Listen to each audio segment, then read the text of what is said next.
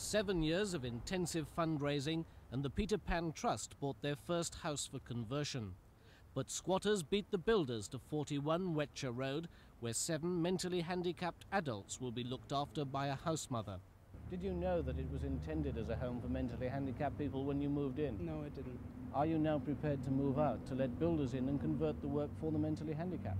And we have a place to live, because we're not just going to dump our stuff on the side of the street. So you're not prepared to move out straight away? As soon as we have a place, we'll go. We don't want to keep handicapped children out. We're not some sort of monsters or anything. So with the squatters refusing to move and the charity facing costly court action, Angela and John Soper, who founded the Peter Pan Trust, attempted a direct appeal. As soon as I find a place, I'll No, that's not good enough. I must have a date when you're moving out. Every day you're in here is costing the trust money. Every penny is going to the children. And now you're asking us to spend £200 on getting you, who are nothing but parasites, out of our property.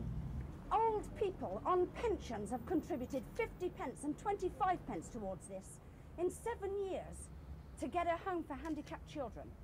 And you, a perfectly healthy, fit young man, just move in and take it over. And people of 80 years old who are hanging on desperate with a handicapped person, really desperate, never had a break in perhaps 40 years because they've got that child and there's nowhere for them to go.